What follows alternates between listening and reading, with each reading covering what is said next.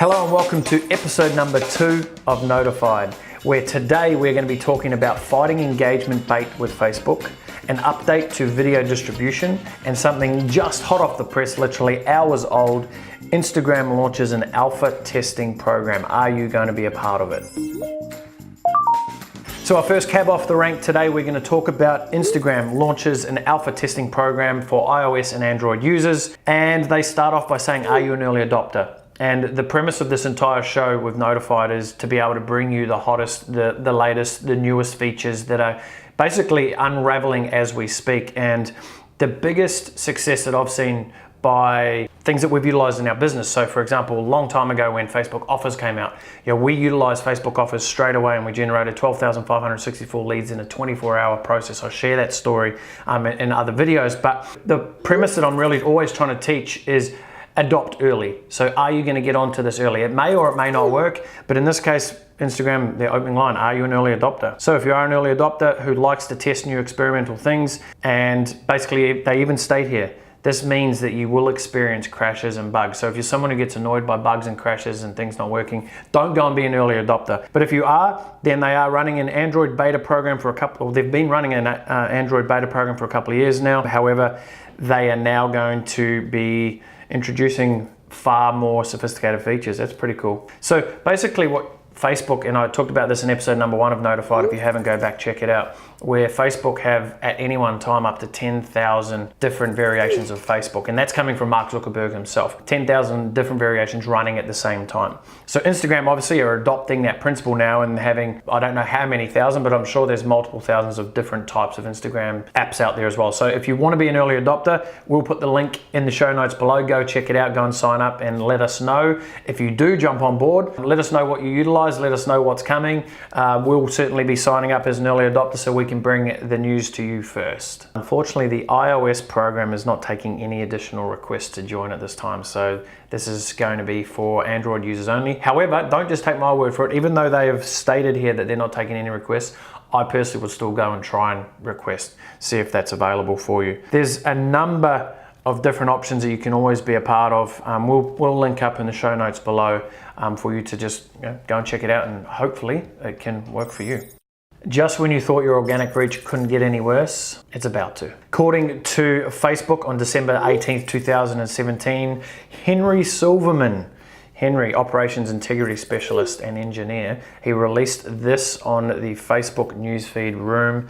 Fighting engagement bait on Facebook, what does that even mean? Let's take a look and take a deep dive and see how this is going to start affecting your business. I can tell you straight away, it's going to affect some of the things that we're personally doing. So we've already had to organize a strategy meeting with our team to sit down and go, how can we adopt? How can we change? And this is the make or break for a lot of businesses. When things like this happen, do you adapt or do you just die off and you let it go? So let's look at the different variations of what engagement bait actually is. According to Henry and Facebook, they've said people have told us that they dislike posts on Facebook that goad them into interacting with likes, shares, comments, and other actions. So for example, you'll see a lot of posts saying, like this if you are, in an example here they said, like this if you are Aries. Right, so they basically see that as an engagement bait process. It's a tactic to try and get someone to interact with your post, which sort of goes against a little bit of what Facebook is even about, right? You want to create engagement. But according to them, I never got asked this question if I liked it or didn't like it, but I'm sure many people did, and the consensus has said they dislike the spammy posts. And I actually talk about this in, when I'm speaking on stage, running events, etc. I've been talking about this for a while. We've been using this process for the last couple of years because when engagement dropped off Facebook dramatically back in 2012, we had to come up with tactics to try and increase the engagement. So we'd entice people to comment, we'd entice people to share posts and like the posts, etc. It's nothing new, just so you know, it's nothing new. Facebook have been sort of working in the background about this, trying to eliminate that. But like I said, this tactic is not going to last forever, so we need to adapt. So let's look at the 3 different types, or actually there's 5 different types of engagement baiting. We've got vote baiting here, so it says vote on your 2018 goals.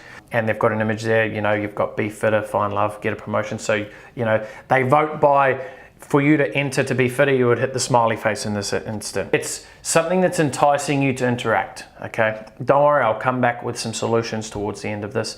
The next thing, we've got react baiting. So like if you're an Aries, or love if you are a Leo. All right, so again, it's option A, option B, getting people to interact. Share baiting is share with 10 friends. So you might be running a competition, you might be running a giveaway, and to enter, you've got to share it with 10 friends. So they've said, to help us foster more authentic engagement, teams at Facebook have reviewed and categorized hundreds of thousands of posts to inform, and this is the big key, to inform a machine learning model. So it's a machine learning model. They're utilizing their AI integration to be able to be the decision maker of this. So posts that use this tactic, they say, will show less in the newsfeed. It'll be very interesting to see how it pans out over the coming weeks. Just so you do know, they're not slapping it down right now. They are allowing a few week time frame for you to try and adjust your strategy, because they're aware that people do it. And they said they'll roll out this page level demotion over the course of several weeks to give publishers time to adapt. Moving forward, we'll continue to find ways to improve and scale our efforts to reduce engagement bait. Posts that ask people for help, advice, or recommendations, such as circulating a missing child report, raising money, asking travel tips,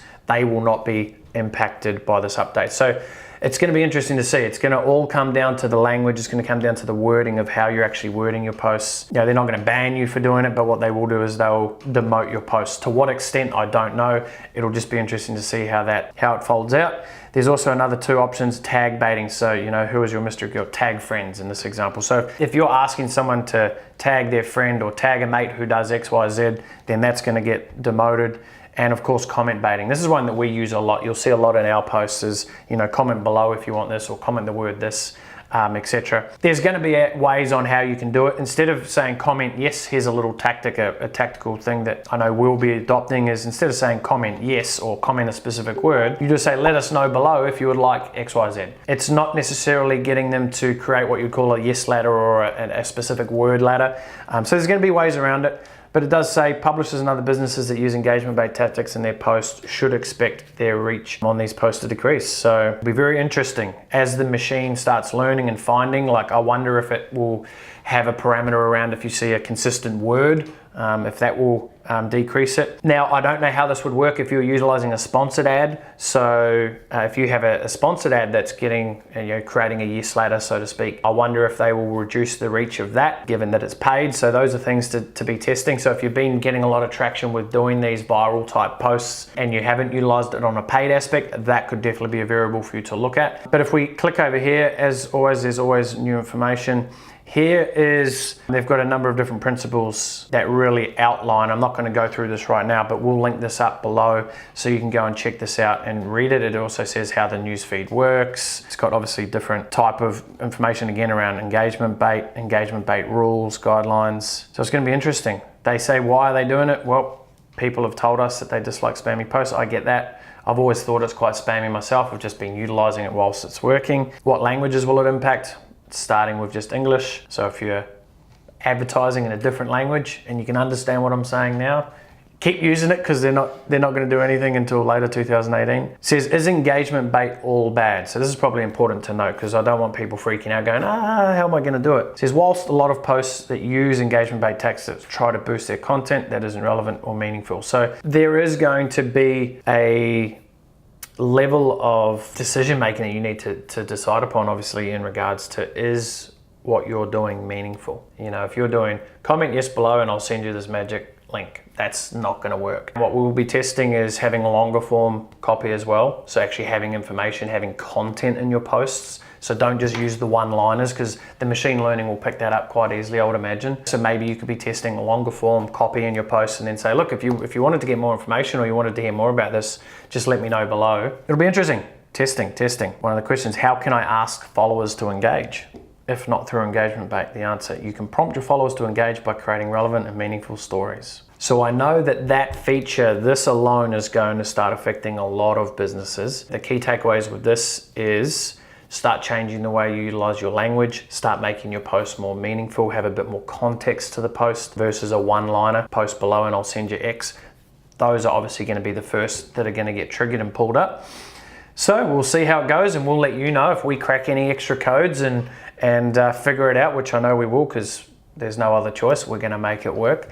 and we'll give you an update when anything new arises. Now you're probably wondering, how do they actually decipher what engagement bait is, and is it going to be demoted equally? There's actually a question here that says, is there engagement bait demoted equally? And they say pages that repeatedly, there you go, I'll just say quickly. Pages that repeatedly and systematically use engagement bait as a tactic will be demoted more than individual posts from people and pages with engagement bait. So that actually makes me a little bit more excited even reading that, because if you're out there every post every day is that, we don't want that to be the case. So, you know, you could potentially still do what you're doing, maybe do it once a week, maybe twice a week. So that's where I would firstly start. I wouldn't scrap it. I would wait until I've seen my post be demoted and the comments, you know, disappears type of thing. They're going to be doing their best. They're aware that they don't want to shut it down, because there's a lot of posts out there that utilize engagement bait that actually are very beneficial as well. So let's leave it up to the machines, as scary as it is. This next story is an update, a bit of a carry on from episode number 1, where we talked about Facebook Watch, which is a brand new platform for creators to be able to create new shows. In this update, we're talking about video distribution and monetization, which is actually really exciting. It'll be interesting to see how this unfolds as well. But basically, let's look at the article here. Today, we're sharing updates on video distribution and our efforts to build effective video monetization tools, okay? So we're not just talking about creating videos, we're talking about monetization tools so that you can now actually start generating an income from Facebook video, just how YouTube advertisers or YouTube creators have been doing for many years now. First point, video distribution. Basically what they're doing is they're updating newsfeed rankings to improve distribution. What that basically means is if you are getting repeat viewers to your videos, they're going to increase the newsfeed ranking of that. So as your show progresses, as your show keeps moving forward and they're noticing that, you know, a large segment of people keep going back to watch it, your videos will start to get more traction. So the whole philosophy, once again, of making sure you don't give up after video number 2, 3, or 5, you know, you need to keep putting in the time, effort, energy, getting people back to watch your videos. They're stating there they're going to improve their newsfeed ranking, which is fantastic. They're also introducing ad breaks. They're improving the viewing experience for people by updating our advertising guidelines. So basically what that means is there's going to be ad breaks where in between videos, and you've probably already seen it on a few videos now, but it's going to start happening a lot more, especially in the new Facebook Watch scenario. As more creators create content, you're going to see this happen a lot over the coming weeks and months, is having ad breaks in between your video. So you might watch 30 seconds of a particular video and then an ad break pops up, right? So that's going to be an ad where someone is actually getting paid for that. Someone's paying to have that ad there, but you as a contributor who's allowing the videos will end up, actually I don't even know if that's true, because I don't know yet if you as the creator can allow to have ads on your videos or if it's going to be compulsory. That'll be interesting for us to figure out, because YouTube, you don't have to compulsory have ads on your videos. You have to select the AdSense side of things there. So I wonder if Facebook will introduce that. That will be found out and we'll let you know in an upcoming update. But they're also introducing the pre-roll. So they're testing pre-roll ads in places where people intentionally go to watch videos. So you might do a Facebook Live, you're not going to have a pre-roll put in front of that. Facebook are aware that they can't now all of a sudden have all these videos and then start throwing ads in front of them. So they're intentionally creating pre-roll ads. So the 6 seconds, as they state there, they're going to utilize 6 seconds. They're testing with that first, a 6-second pre-roll ad at the start of your videos, but they're not going to be on every video. They're going to be predominantly, by the sounds of this, for the Facebook Watch creators, which makes sense, right? It makes sense because in your mind, you're already programmed to go, when you go watch a particular show, there's going to be an ad in front of it. So that'll be interesting to see how that happens. But again, the majority of the video discovery really happens in the news feed. So they're really trying to create opportunities for publishers and creators. They can see Mark Zuckerberg wants to take YouTube out, right? He wants no one to leave the platform. I tell you what, they're going to do a bloody good job, I think, at it. Another very important point to make with this whole takeover of video from Facebook is Google have just released in their Google Chrome browser an actual ad blocker. So they're going to be playing the game against Facebook, trying not to have Facebook videos or ads showing in the Google Chrome browser, which is crazy. Obviously, Google owns YouTube. Google are going to do everything in their power to try and disrupt Facebook from stealing a lot of their customers. So that'll be interesting to see how that pans out as well. It's going to be a big fight between the two giants. They've stated here branded content. So since the beginning of this year, 2017, the number of publishers and creators posting branded content each month has increased 4 times. That's going to increase tenfold very shortly. Because right now, I wish I could show you in Facebook Watch, but we actually, in Australia, we don't have access to it right now.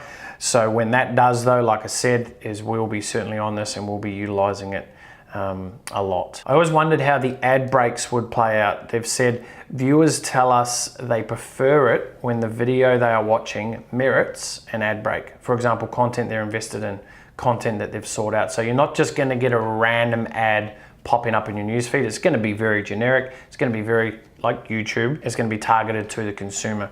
So I'm not going to be watching a video and then up pops an advertisement for a child's toy until obviously I have children and then start clicking around on the child's pages and so forth. But it's going to be very, very specific of what they're doing. They know they've got an opportunity here to make or break it, so they're going to try and play the game very, very closely. They've said here previously videos in the test for ad breaks that were eligible for ad breaks had to be a minimum of 90 seconds, with the first ad break to be able to run at 20 seconds. Consumer research showed that moving from 90 seconds to 3-minute videos improved ad breaks overall satisfaction. So that makes sense, you know, like in a 90-second video, you don't want to 20 seconds in have a video ad break. So they've already learned that. They're extending the ad break time, so to a 3-minute video. Furthermore, across initial testing, satisfaction increased 18%. That's huge. And furthermore, finally, we are updating the live ad breaks test. The test will no longer support profiles and will only support pages with more than 50,000 followers. So you have to have 50,000 followers to be able to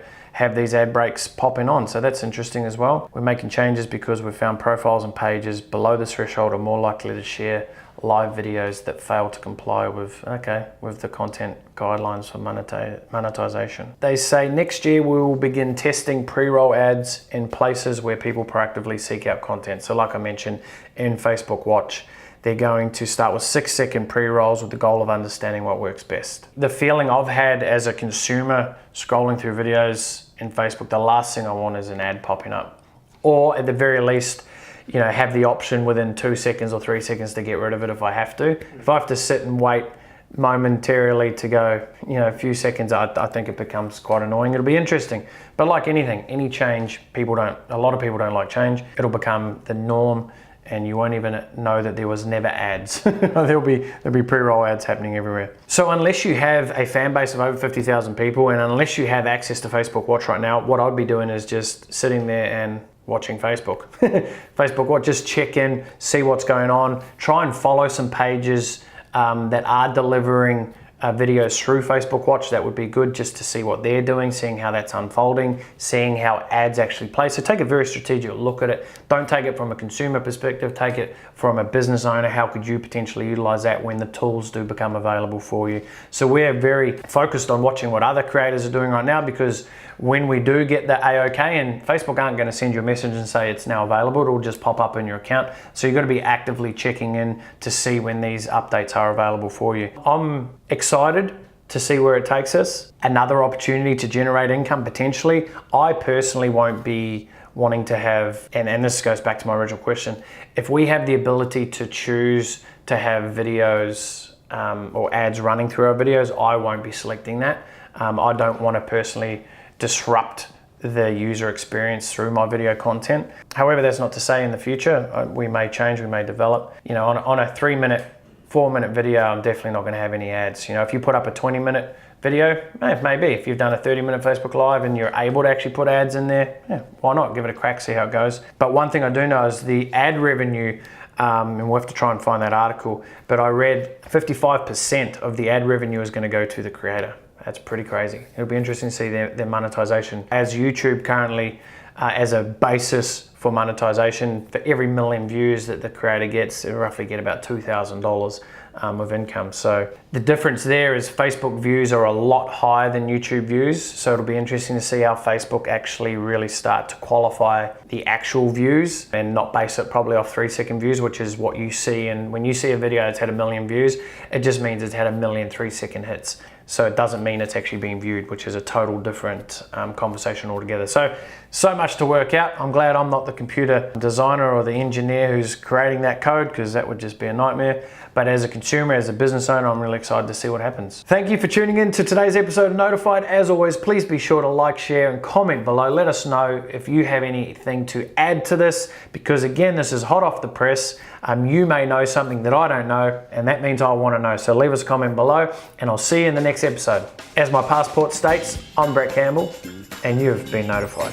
Thank you so much for tuning in to today's episode of Notified, where we bring you the most up-to-date digital marketing news to help build and grow your business. Please be sure to hit the subscribe button so you can be the first notified.